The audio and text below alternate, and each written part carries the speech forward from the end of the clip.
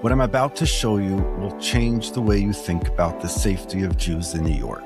We'll watch this clip together and then talk about it. But first, hit subscribe in the corner. We'd love to stay in touch.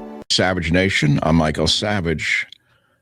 Today I'm going to talk about the rise of the Islamic propaganda machine in America.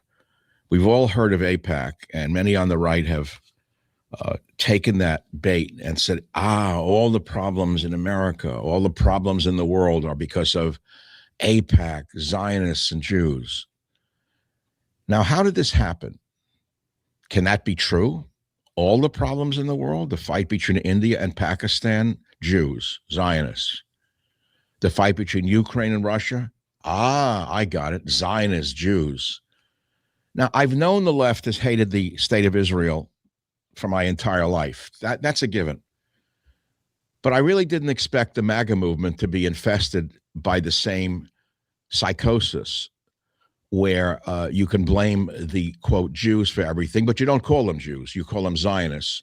You depersonalize the Jewish people, and then you could say anything you want about them by depersonalizing them. So we just saw a socialist sweep in New York City under this Front for the Muslim Brotherhood, Mamdani, who came out of nowhere and suddenly is running the show. I know he's a stooge of some powers we can't even define. I can pretty much guess who they might be. We know Bernie Sanders is the most dangerous Jew in the history of the world, in my opinion. Bernie Sanders brainwashed millions of young people into thinking there was a thing called democratic socialism, when I've quoted over and over again from Mao Zedong's own Little Red Book, where he himself says there is no such thing as democratic socialism. We begin with democracy, meaning the ballot, the vote. And then slowly we announce ourselves as socialists. And then once we have total power, we are who we are, which is communists. And the next step is, of course, purging all the people who oppose them. This is exactly what's going on in America and in the world right now. Europe has fallen, as we can see. America is still holding out. But the camel not only has his nose in the tent in the form of the Islamist Muslim Brotherhood hero, Mamdani, but Texas mosques going up everywhere in America, huge mosques. Where did all the Muslims come from? Joe Biden? Where'd they all come from? How many of the Muslim people in America are on welfare in one form or another? Does anyone have the data on that one? How do you bring in people from Africa, for example, whose women are clothed in 14th century veils, who don't work? How do you support people like this?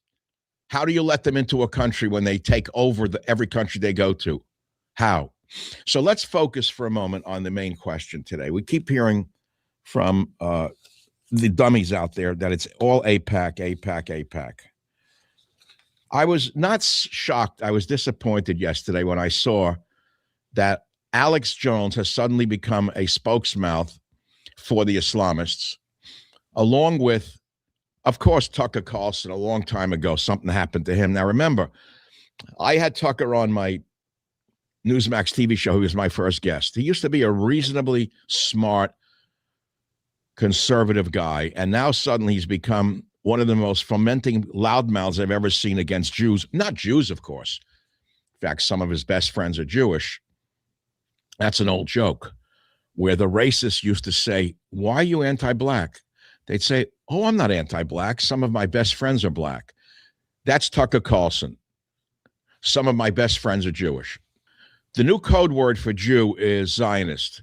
Once you dehumanize a person and call them something such as a Zionist, you could do anything you want verbally and then physically to them. That is why I'm talking about AIPAC to Iran PAC, because, listen, I'm not concerned that much about the left. I know who the left has been. They've always hated Israel from the beginning. I thought that in the right-wing movement, whether it is MAGA today or it was the Tea Party yesterday or the compassionate conservative audiences that I had in the 90s, I thought that there were reasonable people who were understanding there is a thing called nationalism, borders, language, and culture. I didn't know what percentage of the conservative movement might be outright Nazi Now, I know you don't want to hear that. I'm not Nazi, Mike. I'm not anti Jewish. I'm anti Zionist. Most of you don't even know what the word Zionist means, and I'm not going to explain it to you. So we see a revolution in New York City, admittedly a small turnout, where this slimy Islamist who came from nowhere is suddenly the kingmaker amongst the Democrat Party, knocking out old line, center of the road, or centrist Democrats one by one by one, turning the Democrat Party into virtually an Islamist communist party right in front of our eyes. Make no mistake about it, Mamdani is a Hitler. He's a Muslim Hitler. I don't care what else you may think, it doesn't matter to me. I've studied politics longer than almost anyone in America. Okay. He is a young Hitler, if not a young Stalin, if not a young something else. And I don't think he's going to finish out his term. I don't know how it's going to end, but it's not going the way you may think it will go. So we all see that the right is screaming, APAC, APAC, APAC. This is for the dummies. This is like politics 101 for the idiots. They want to explain everything in one simple word. So all their problems, all the problems of America, all the problems of the world, oh, it's not Jews. Well, in some case it is Jews, according to the right-wingers who have always been Nazis. No, I'm not anti-Semitic. In fact, some of my best friends are Jewish. They don't realize that they're actually mouthpieces for Iran-Pac.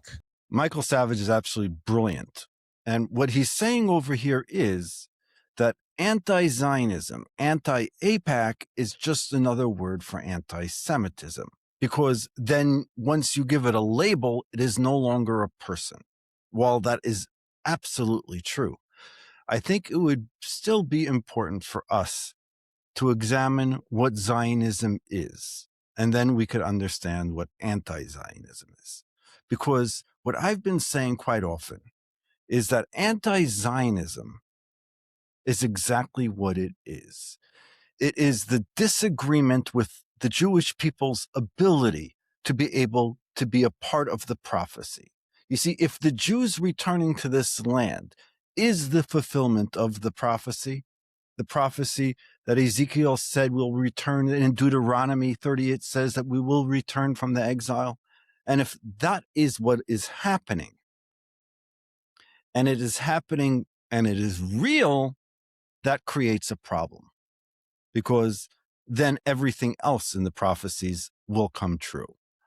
So the easiest fix is either the prophecies are false, and therefore what's happening is that the Jews are aggressors, they're evil people, and or they've been replaced, or any of the other words you want to say.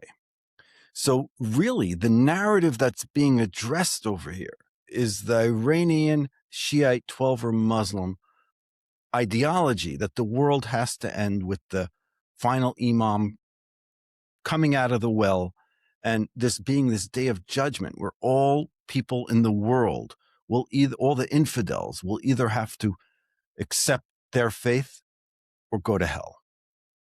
And this is the difference between the Jewish faith and other world religions. That Judaism looks at the Jewish people and says that when the Jewish people return to their land and fulfill this prophecy, they can become together and be a light to the nations. The world will witness. And it's not even after we come back. It's not after we rebuild the temple. It's the process of the Jews coming back to the land. It's precisely this moment in history that we're in right now.